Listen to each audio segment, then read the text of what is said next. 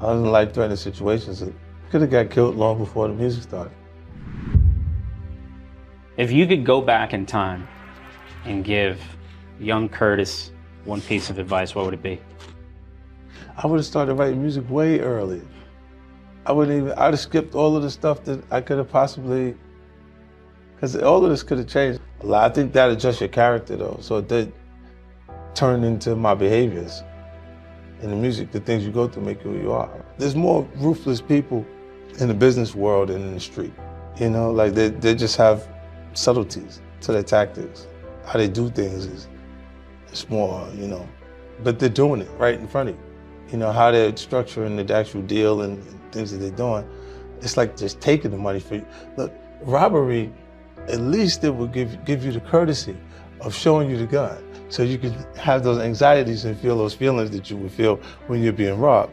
They'll do it on a piece of paper where you feel nothing and just rob you right there.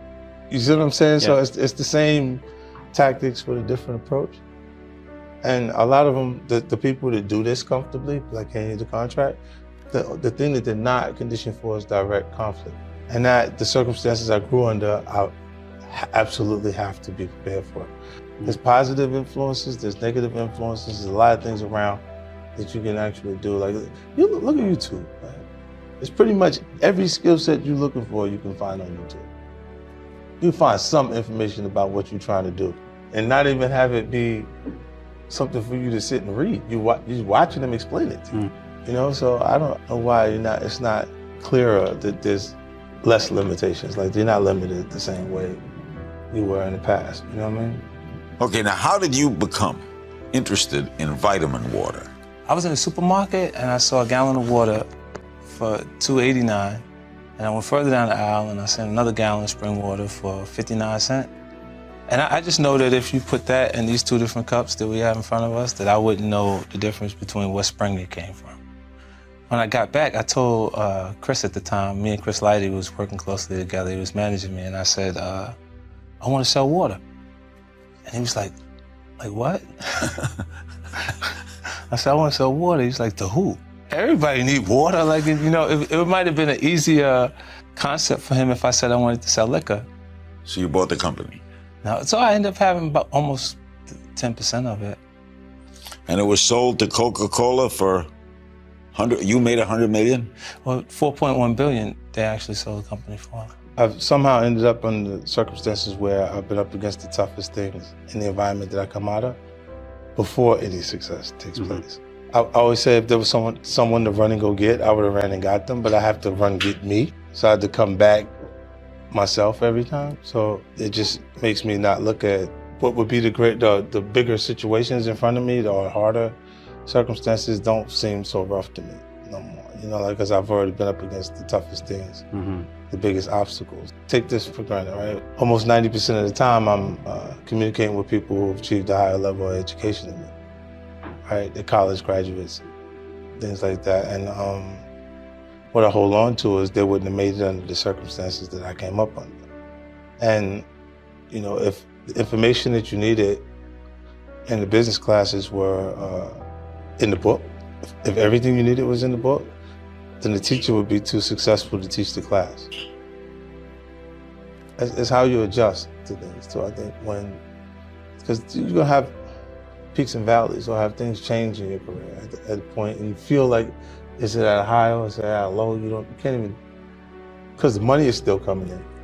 You don't feel like there's a change in finances, stuff like that. But you'll see things that you go, wait, I don't understand why they're doing this. Even now, in film and television, I'll look around and go, wait, what is this? Like, I don't know what they're doing. Like, why'd they pick this up? If I don't understand what's going on, then I'm not sure I'm as good as I think I am, right? If you're confused at how the operation is working, then you don't know. If everything I pick is working, I feel great about that, but you go, what is all the other stuff that they're picking? Right. What is that? Like, how much does that equate to as far as the audience that they have at the network, or why are they doing it? You know, and just trying to understand that. Because I guess eventually I'll be the network. Without knowing who you are, individuals could look and just judge you and say, I don't like that. He had that diamond goat on his neck. Why'd he put that there? You got to be a certain kind of person because he liked diamonds. All right? And then they can just assume that anything they would like to register negative, they can just register it negative. Some people, they have the trait of, like, let's say the person's across the street, they look at you, they don't like you across the street. Some people feel the need to go across the street to say, why I'm a good person. I don't give a Yeah. I genuinely don't give a about how those people feel about me across the street because they don't care about me.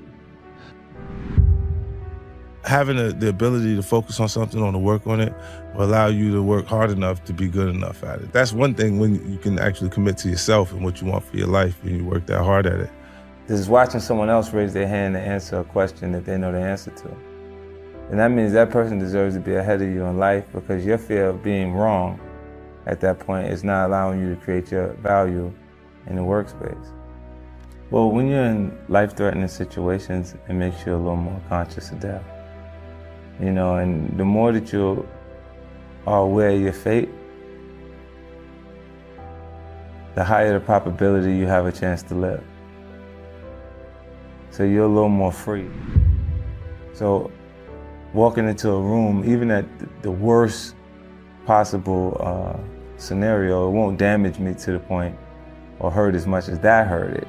So I'll go in there in a secure space, able to speak and ask the questions, and I'd rather feel like I'm unaware for the moment within those quarters than to feel like I'm unaware in a losing situation. So I don't regret those things. I don't regret them because I don't think I'd be who I am today if I wasn't exposed to those situations. If you ask me, would I, those are unfortunate situations that I've had to experience. And if I had a choice, I would have definitely went in a different direction. But under those circumstances, when you're in an environment where you meet aggression with aggression or you're deemed weak and the weak becomes the prey, you gotta kind of back people off of you at different points. And when you're willing to go as far as further than the other guy, you'll always prevail. You'll always end up on top. Even at this point, the person that you could have met, fell in love with, how many positive moments? Right. Your highlight reel. Like, the thing that's really important, the most expensive thing we spend is time. Because we can't get it back. And when you look at the highlight reel, whether the person's rich, poor, in the middle, wherever they're at, right? Look, me personally, I look at it and say, they still have so many moments. Look, before I had money, when I'm rich, in the middle, when I'm poor, when I'm in the middle, when I'm rich, regardless, I've been on each one of those portions of the journey. Right. I had fun. When we didn't have no money, we had fun. Was that the most fun? It was fun. Now it's a different kind of fun. Different kind of fun, yeah, for sure. Different kind of fun, and when you grow up without finances, you start to view financial freedom becomes really important. You know, you start to be conscious of because the biggest restraint is something that costs, right? How much it costs. You know what I mean? And later, you work yourself into a place where you're not worrying about the cost. Like what you're saying, it's elementary, right? The building blocks that you put down, essentially, if they keep moving, you can't build, right? So I set certain rules that was the basis for how we would be productive. I said, I don't care who you fight, do not fight someone that I came with. If you niggas have some sort of dispute or something going on, y'all tell each other, I'm with you right now, get away from me. Right. You go to the back of the bus, you stay at the front of the bus, whatever. You know you're uptight, but you just stay away from me. Y'all stay away from each other. Right? Because if y'all have the fight, y'all both getting the fuck out of here. Y'all going home. Right.